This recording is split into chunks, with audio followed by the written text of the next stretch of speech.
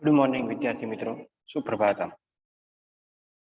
आज हम कक्षा 9 में हिंदी में 20वां चैप्टर धरती की शान को आज हम देखेंगे। तो सबसे पहले ये जो पद्य है उसका नाम है धरती की शान। उसमें क्या बताया है, किसके बारे में बताया है। यहाँ चैप्टर का नाम सुनते ही हमें याद मालूम तो पड़ गया कि धरती के बारे में कुछ लिखा होगा या देश के बारे में कुछ बताया होगा, इस पृथ्वी के बारे में कुछ बताया होगा। लेकिन ये चर्चा करने से पहले थोड़ा हम ये जो धरती की शान जो है उसके कवि, जिसका नाम है पंडित भरत व्यास, उनके बारे में फिलहाल थोड़ा जान लेते हैं। और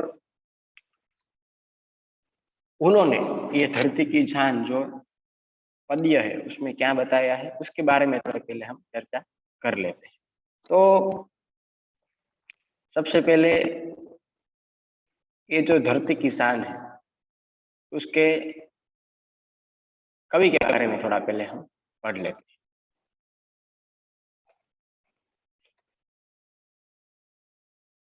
कवि का नाम है पंडित भरत व्यास। पंडित भरत व्यास जी हिंदी साहित्य जगत के जाने माने गीतकार रहे। आपका जन्म राजस्थान के चूरू नामक कस्बे में हुआ था। आपने कई गीत काव्यों की रचना की है। आपने आपकी गीत रचनाएं हिंदी फिल्मों में भी ली गई है।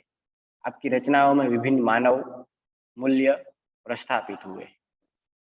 ये हमने पंडित भरत व्यास जी के बारे में जाना कि वो हिंदी साहित्य जगत के जाने माने गीतकार है और उनका जन्म राजस्थान के चूरू नामक कस्बे में हुआ। कई गीत और काव्य की रचना उन्होंने की। जो उनकी गीत और रचनाओं थी वो हिंदी फिल्मों में भी ली गई और उन्होंने जो रचना की थी वो रचनाओं में मानवों के विभिन्न मूल्य है, मानवों के वो प्रस्थापित हुए हैं। ये बात यहाँ पंडित भरत व्यास जी के परिचय में हमें मिल रही। अब ये जो धरती की शान पद्य है उसके बाद उसमें क्या है वो हम थोड़ा पहले देख लेते हैं। प्रस्तुत गीत सन 1958 में आई हिंदी फिल्म गांव की गोरी से लिया गया है। इस गीत में मनुष्य की महत्ता को देखते हुए मनुष्य को सबसे बुद्धिमान बताया है। मनुष्य ने अपनी बुद्धि और कठोर परिश्रम के बल पर जल, थल और नभ में तमाम उपलब्धियां अर्जित की है।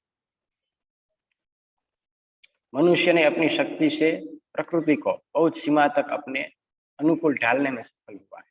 कवि बताते हैं मनुष्य की शक्ति के सामने कोई भी कार्य असंभव नहीं है। मनुष्य जो चाहे वह प्राप्त कर सकता है, यानी कि मनुष्य की धरती की शान है। यही भाव काव्य में अंतर है निहित, यह हमारी महानता का प्रमाण है।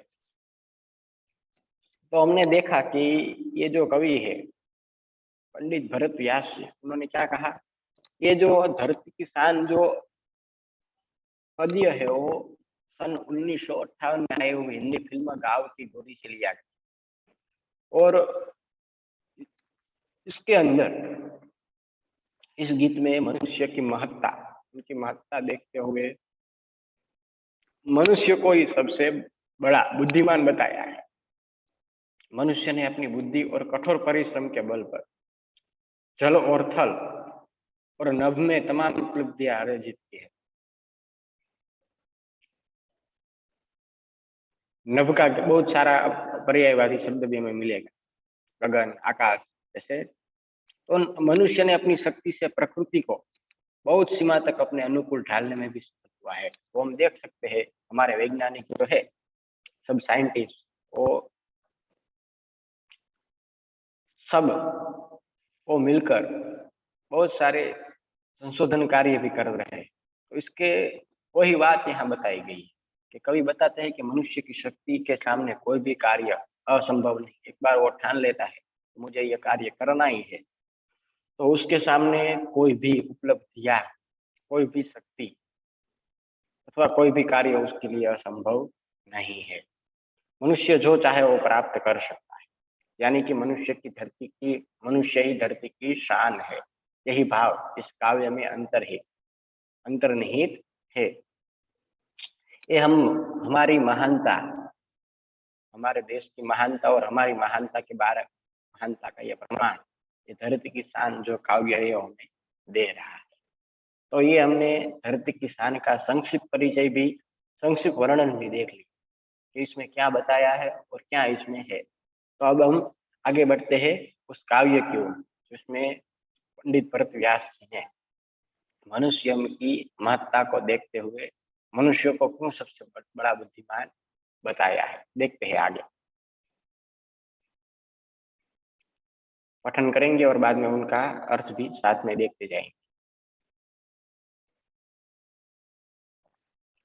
धरती की शान तू, भारत की संतान, तेरी मुट्ठियों में बंद तूफान है रे, मनुष्य तू बड़ा महान है। शान का अर्थ होगा गौरव, साथ में हम उसका अर्थ भी देखते जाएंगे। शान यानी कि गौरव।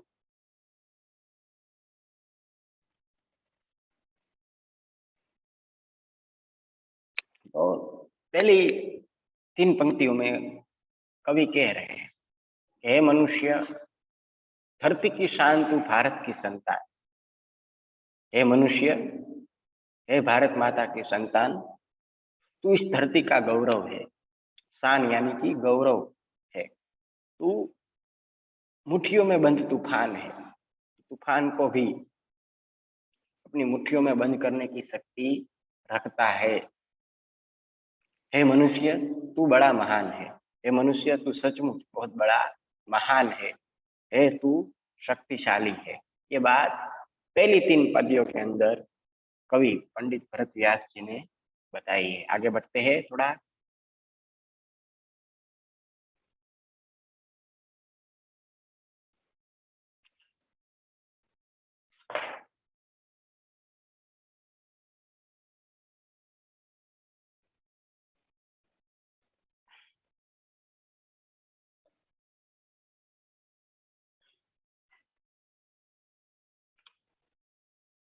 देखते हैं। तू जो चाहे पर्वत पहाड़ों को फोड़ दे, तू जो चाहे नदियों के मुख को भी मोड़ दे, तू जो चाहे माटी से अमृत निचोड़ दे, तू जो चाहे धरती को अंबर से जोड़ दे, तेरे अमर तेरे प्राण, मिला तुझको वरदान, तेरी आत्मा में स्वयं भगवान है रे। कवि है पंडित भरत व्यास जी, वो कह रहे हैं कि तू जो चाहे पर्वत पहाड़ों को फोड़ दे। हे मनुष्य, तू अगर चाहे तो पर्वत को भी फोड़ सकता है। तू चाहे तो नदियों को मुख को भी मोड़ सकता है। अगर तू चाहे तो नदियों नदियों के प्रवाह को भी मोड़ने की शक्ति तू रखता है। तू चाहे माटी से अमृत निचोड़ दे। निचोड़ना यानी निकालना, तो उसका साथ में भावार्थ भी देखते जाएंगे। निचोड़ना यानी निकालना।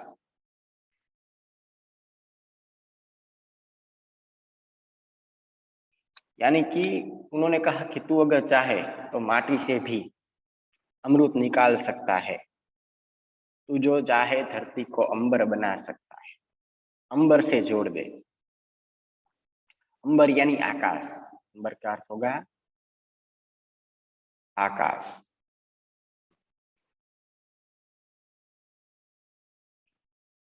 कवि पंडित भरत जी कह रहे हैं कि तू चाहे धरती को अंबर से जोड़ दे। हे मनुष्य, तू अगर चाहे तो धरती को भी आकाश से भी जोड़ सकता है। अंबर का अर्थ हमने देखा आकाश। तू अगर चाहता है तो धरती को अंबर से भी जोड़ सकता है, आकाश से जोड़ सकता है धरती को। जो हमारे वैज्ञानिक कर रहे हैं, यहाँ से स्पेस शटल के द्वारा वहां जाकर कुछ ना कुछ संशोधन कर रहे हैं कि वहां मानव रह सकते हैं या नहीं रह सकते, ऐसा जो संशोधन करते हैं उनको यहाँ वही बात यहाँ बताई है। तू चाहे धरती को अंबर से जोड़ दे, तू अगर चाहता है, चाहे तो धरती को भी आकाश से सकता है, जोड़ सकता है। अमर तेरे प्राण मिला तुझको वरता। अमर यानी कि न मरने वाला, न मरने वाले अथवा न मरने वाला। तेरे, हे मनुष्य, कह रहे तेरे प्राणों में, तेरे प्राणों को अमर रहने का वरदान मिला है। क्यों? तेरी आत्मा में स्वयं भगवान है रे, क्योंकि तेरी आत्मा में स्थित स्वयं भगवान रहते हैं, इसलिए तुझे मरने का भय नहीं होना चाहिए। वो बात यहाँ कवि पंडित भरत व्यास जी बताते हैं। तो ये हमने दो पंक्तियां देखी, आगे और पंक्तियां देखते हैं।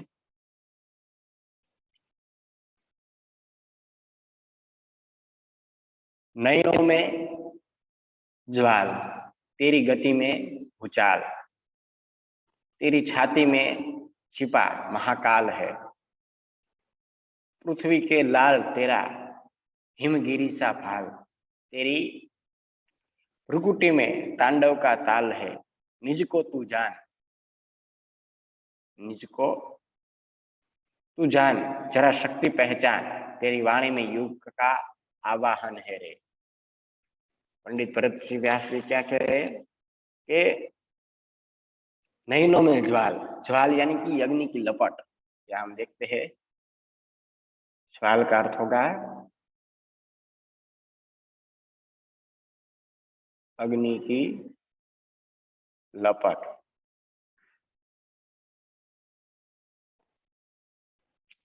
भूचाल शब्द आया ना हमारे सामने, भूचाल का अर्थ होगा भूकंप, भूचाल का अर्थ होगा भूकंप। उन्होंने कहा कि नैनों में ज्वाल, तेरी गति में भूचाल, तेरी छाती में छिपा महाकाल है। महाकाल यानी भगवान शिव, महाकाल का अर्थ होगा भगवान शिव। पृथ्वी के लाल तेरा हिमगिरी सा भाल, लाल यानी कि पुत्र, लाल का अर्थ होगा पुत्र। हिमगिरी यानी कि हिमालय, हिमगिरी का अर्थ होगा हिमालय। पर्वत, हिमालय पर्वत। भाल यानी मस्तक, बहुत सारे उनके पर्यायवाची शब्द है, माथा, ललाट, ये बहुत सारे शब्द भाल के है। मस्तक,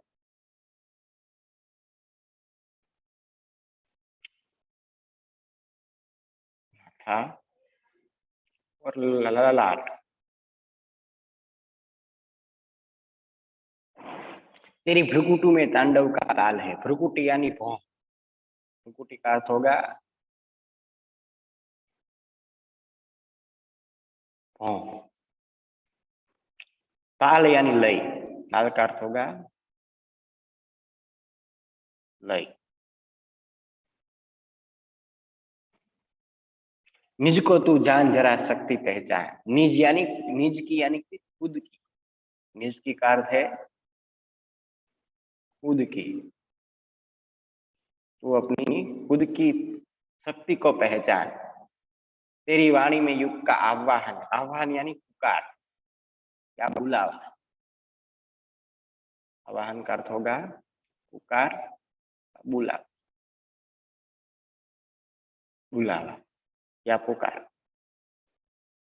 तो उन्होंने कहा कि नैनों में हाल, तेरी गति में भूचाल, तेरी छाती में छिपा महाकाल है। पृथ्वी के लाल तेरा हिमगिरी सा भाल, तेरी भ्रुकुट में तांडव का ताल है।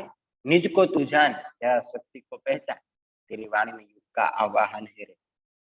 कवि कह रहे हैं, पद्यकार पंडित भरत व्यास जी के मनुष्य क्रोध से भरे तेरे नेत्र अग्नि के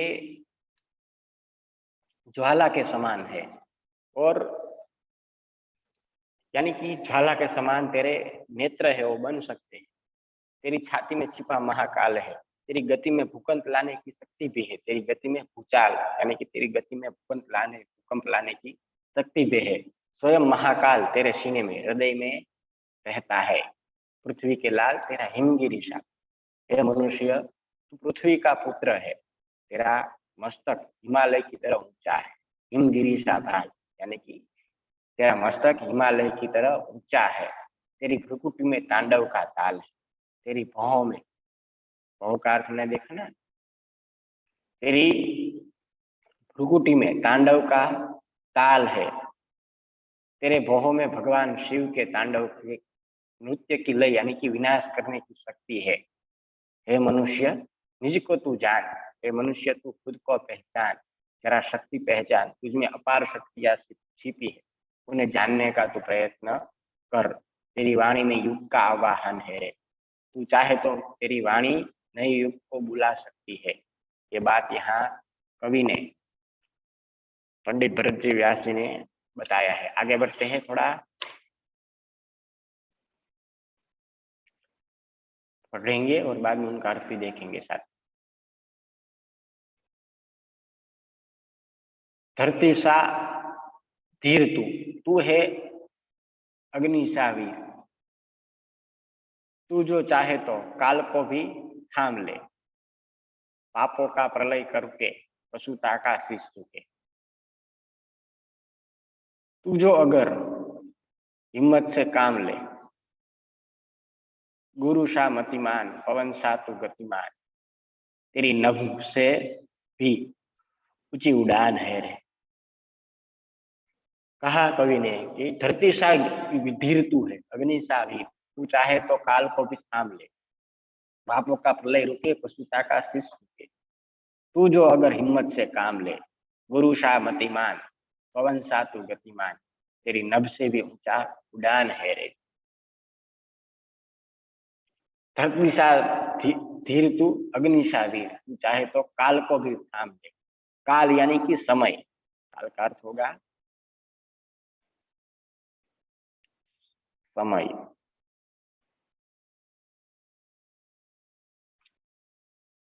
पापों का प्रलय रुके, प्रलय यानी बाढ़, प्रलय का अर्थ होगा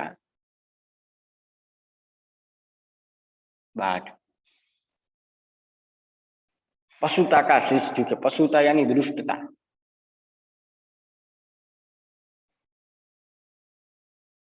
दुष्टता।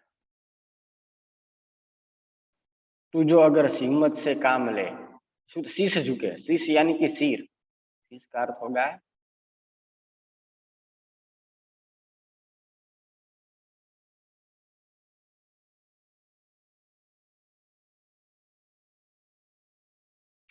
सिर। मस्तक, बहुत सारे शब्द है उनके।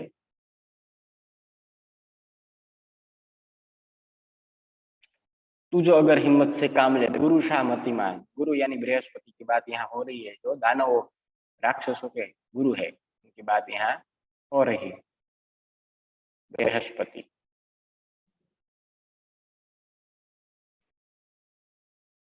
मतिमान यानी कि बुद्धिशाली, मतिमान यानी बुद्धिशाली।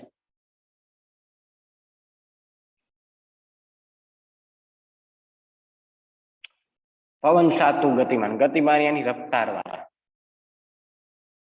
गतिमान का अर्थ है रफ्तार वाला।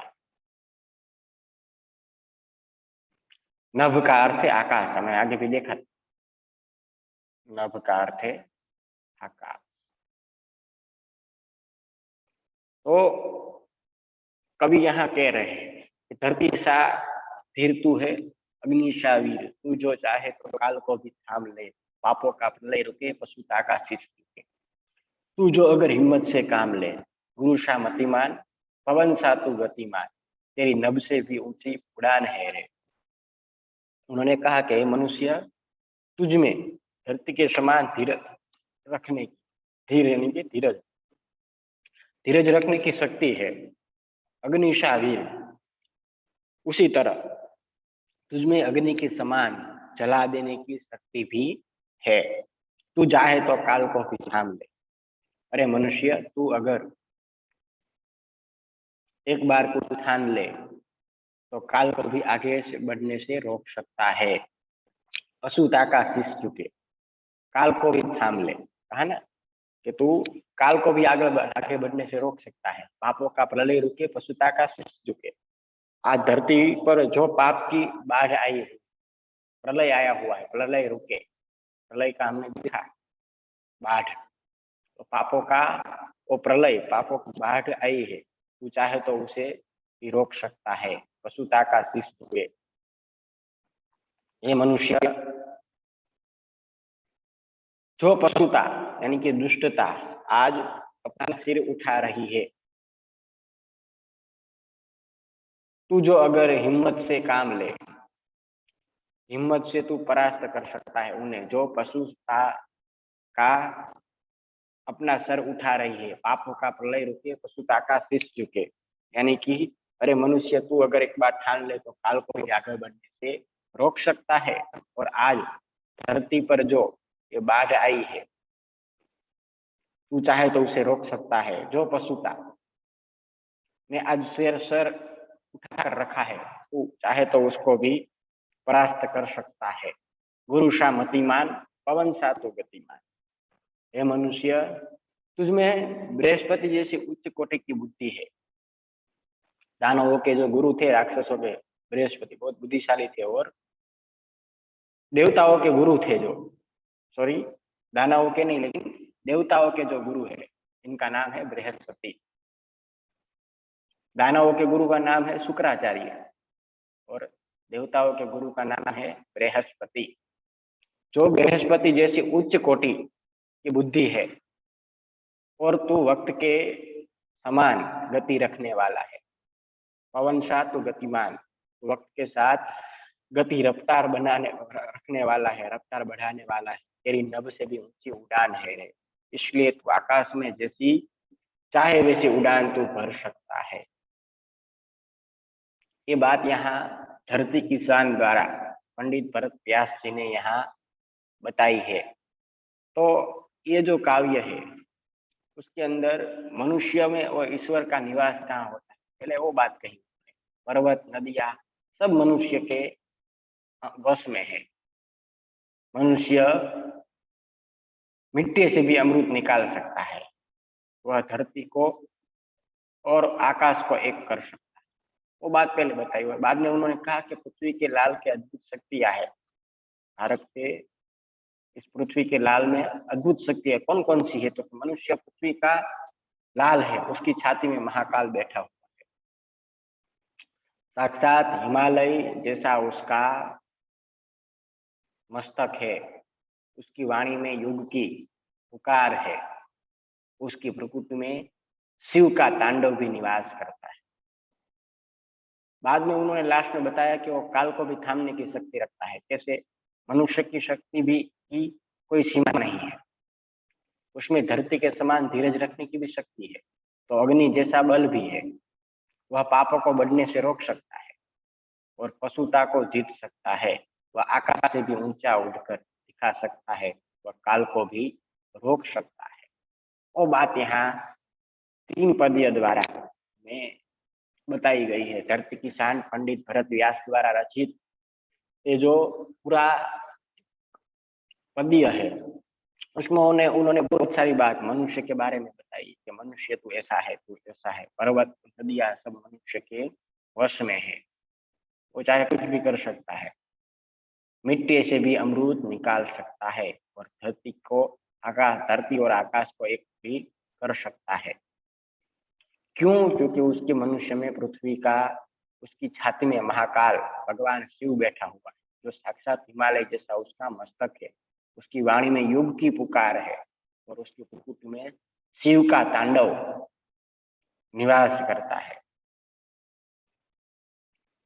भ्रुकुटी का तुमने देखा, भौं, उसकी भौं में भगवान शिव निवास करता है, इसलिए वो तांडव स्वयं निवास करता है।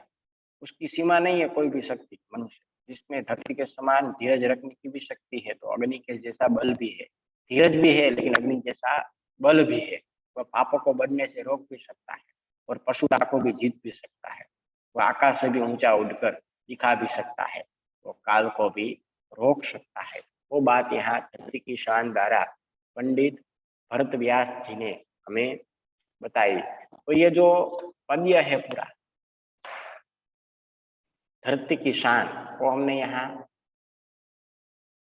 पढ़ा और हमने समझा कि पंडित भरत व्यास जी ने यहाँ क्या बताया है और क्या चर्चा की है। ये जो चैप्टर है उसमें शब्दार्थ है, स्वाध्याय के जो भी प्रश्न है, अभ्यासवादी के प्रश्न है, वो आपको आपकी फेयरबुक में लिखना है। यहाँ पूर्ण हुआ चैप्टर। बाद में होमवर्क में आप लोगों को अपनी फेयरबुक के अंदर जो ये पूरा का पूरा चैप्टर है उनका स्वाध्याय है वो अपनी फेयरबुक में लिखना है। और बाद में एक बार आपकी टेक्स्ट बुक में से विश्वास चैप्टर धरती की शान एक बार पढ़कर समझ लेना है, ताकि आपको मालूम पड़े कि पंडित भरत व्यास जी यहाँ क्या कह रहे हैं और इसमें किसका वर्णन बताया है, मनुष्य को क्या बताया है, मनुष्य की क्या महत्ता बताई है, वो यहाँ जो बताया है वो आप लोग पढ़ सके। इसके कारण आप लोगों को पूरा का पूरा पद्य एक बार पढ़कर समझकर और उनके स्वाध्याय के प्रश्न अपनी फेयरबुक में लिख लेना है। तो यहाँ हमने 20वां चैप्टर पूर्ण किया। फिर मिलेंगे तब आगे और चैप्टर की ओर बढ़ेंगे और 21वां चैप्टर है जिसका नाम है क्रांतिकारी शेखर का बचपन। जो 21वां चैप्टर है क्रांतिकारी शेखर का बचपन, जो चैप्टर है उसके अंदर क्या है, क्यों बताए, क्रांतिकारी शेखर कौन था, वो सब हम जब अगले लेक्चर में मिलेंगे तब देखेंगे। तो आज के इस लेक्चर में हमने 20वां चैप्टर धरती की शान पंडित भरत व्यास द्वारा रचित को हमने यहाँ पूर्ण किया। आगे मिलेंगे तब यहाँ चर्चा करेंगे। फिर से होमवर्क रिपीट कर देता हूँ। स्वाध्याय के सभी प्रश्न आप लोगों को अपनी फेयरबुक में लिख लेना है और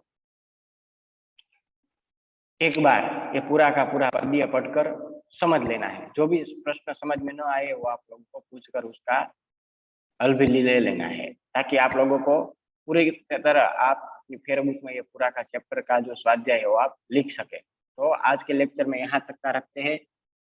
अगली बार मिलेंगे तब 21वां चैप्टर क्रांतिकारी शेखर का बचपन इसके बारे में चर्चा करेंगे, जो एक गद्य है उसके बारे में चर्चा करेंगे। तो आज के लेक्चर में यहाँ तक का आज रखते हैं।